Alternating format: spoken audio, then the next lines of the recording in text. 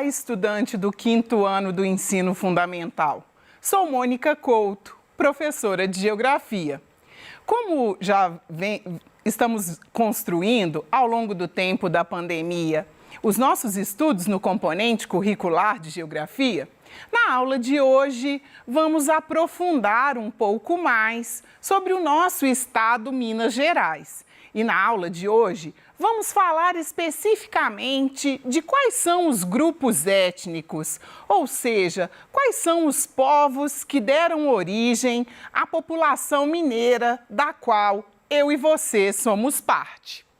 Então, o que a gente vai construir juntos nessa aula?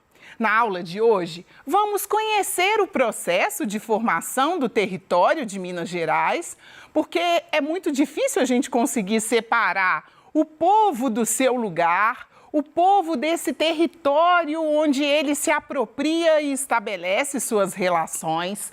Vamos identificar quais foram, então, esses grupos étnicos que deram origem à população mineira e vamos reconhecer as contribuições desses grupos na cultura, então, de nós mineiros, ou seja, na nossa mineiridade. Mas antes da gente começar, eu te convido a retomar o tema da nossa primeira aula. Na nossa primeira aula, dissemos sobre a diversidade sociocultural mineira, ou seja, dissemos um pouco de quais são as características culturais e sociais desse povo, então, que ocupa esse território, o estado de Minas Gerais. E lá naquela aula, na primeira aula, conversamos sobre o que é cultura. E cultura, como você pode observar aí no nosso mapa conceitual, é uma forma de participação no mundo, é uma forma de organização e manifestação dos nossos valores, da nossa identidade, dos nossos símbolos. A cultura é também um modo de convivência, ou seja, como que os diferentes povos no estado de Minas convivem. O que temos de diferente que faz com que nossa cultura seja tão rica? Então, conhecer as diferentes formas de convivência nos dá condições de conhecer o diferente, respeitá-lo e valorizá-lo, além de ampliar o nosso repertório cultural. Você aprendeu também que cultura é uma forma de transmissão dos valores, dos costumes, dos hábitos e das tradições que acumulamos ao longo do tempo de nossos familiares, de nossos ancestrais. Você compreendeu comigo que essa cultura, ela se manifesta através de bens materiais e bens imateriais. E o que são, então, esses bens materiais? São aqueles, então, que revelam a materialidade de uma cultura. Ou seja, quando a gente olha para uma edificação, um prédio, uma igreja, o conjunto arquitetônico da Pampulha, um monumento, a gente observa ali a materialidade da cultura de um povo, que no caso nosso mineiro, foi construída ao longo da nossa história. E o que seria, então, o patrimônio imaterial? O patrimônio imaterial, ele está diretamente ligado ao patrimônio material, mas ele tem a ver com saberes, com o modo de fazer dessa materialidade. Podemos dar como exemplo o queijo canastra, o modo de produzir. O patrimônio material é o queijo em si, mas o patrimônio imaterial são os saberes que aquelas populações que lidam com a produção desse queijo, elas desenvolveram ao longo do tempo e elas conseguem manifestar e transmitir aí, para os seus familiares e para as pessoas que passam a assumir esse ofício. E quais são, então, alguns dos patrimônios materiais e imateriais do nosso estado?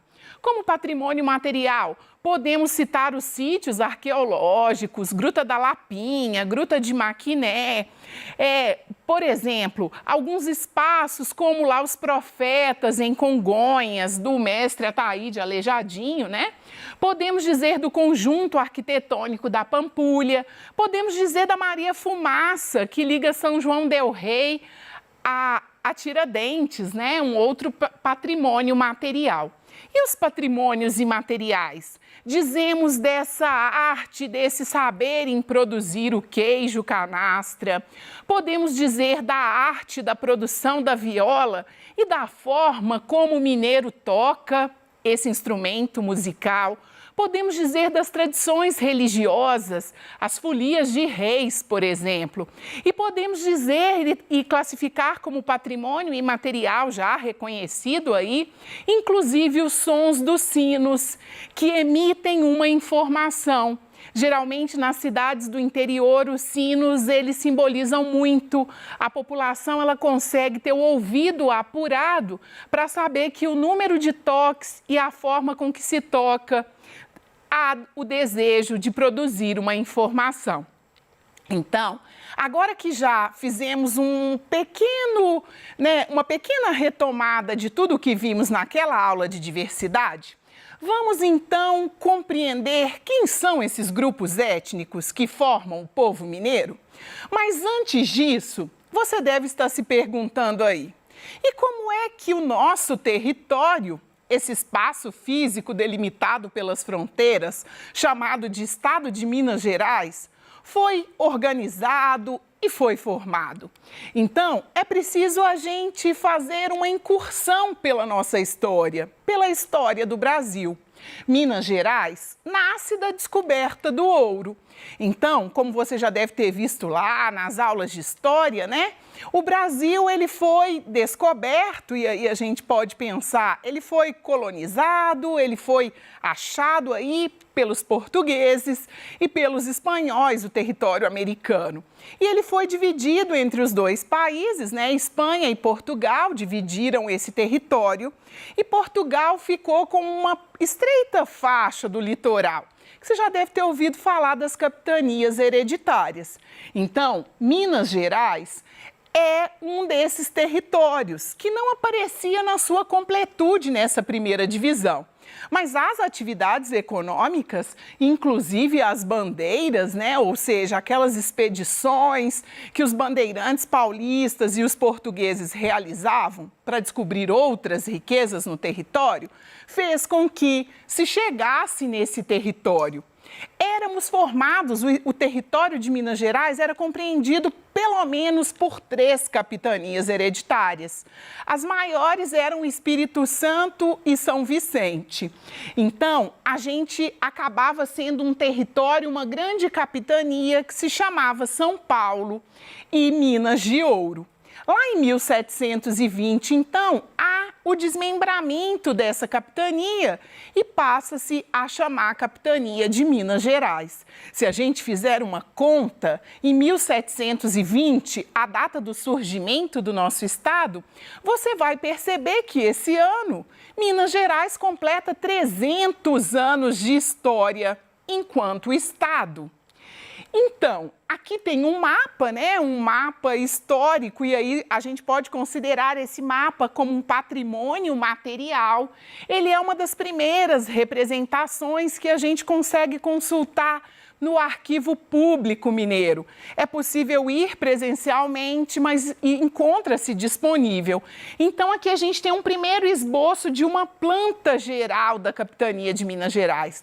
Você vai observar que você não tem muita clareza dessa definição, desse contorno que a gente tem costume de observar no nosso mapa atual. Então, quando da descoberta do ouro, essa região, ela acaba atraindo um número grande de pessoas. Num primeiro momento, esses primeiros bandeirantes, esses desbravadores, esses curiosos que vieram em busca dessa riqueza mineral, eles acabaram passando muita dificuldade em função da falta de infraestrutura mesmo, infraestrutura que a gente pensa, inclusive, de abastecimento, de alimentação. E 3 cidades, já em 1711, elas já eram reconhecidas pelos reis no Brasil e em Portugal. E que cidades eram essas? A gente está dizendo de Vila Rica, que depois passa-se a se chamar Ouro Preto e chama até hoje, né? Mariana e Sabará. Vila Rica, ela se tornou, então, quando a capitania de São Paulo e Minas se desmembrou, ela se tornou a capital dessa capitania. Então, Vila Rica foi durante muitos anos a capital do estado de Minas Gerais. E lá em 1897, quando da construção da cidade planejada Belo Horizonte, né, no Curral del Rei, Ouro Preto, então, Vila Rica deixa de ser a capital e Belo Horizonte assume esse lugar de capital do estado de Minas Gerais, que é até hoje. Então, quem são os grupos étnicos? Se a gente já conversou um pouco como é que ocorreu a formação desse território, quem foram as pessoas que aqui já viviam e aqueles que chegaram na descoberta dessas riquezas e ocuparam esse território? Estamos dizendo, então, de principalmente 3 grupos étnicos. E Minas Gerais, ela não se diferencia do Brasil. O Brasil, a gente sabe que tem na sua formação populacional principalmente 3 etnias. Minas também. Aqui viviam os indígenas, ou seja, esse território já era um território ocupado por esses povos indígenas. Foram trazidos para cá os africanos, e aí a gente sabe que numa condição forçada, enquanto mão de obra escravizada. E chegaram às Minas Gerais também os imigrantes, principalmente italianos e portugueses. Eu tive a curiosidade de fazer uma busca e, na atualidade, em 2019, os estudiosos de geografia da PUC fizeram um levantamento dos registros e hoje chegam no nosso estado haitianos, colombianos e ainda alguns italianos. Então, os haitianos a gente consegue justificar, né? O país foi devastado por terremoto, então há essa migração, então tem essa chegada. Em 2019, a gente registra principalmente estes 3 povos. E aí, dizendo um pouquinho de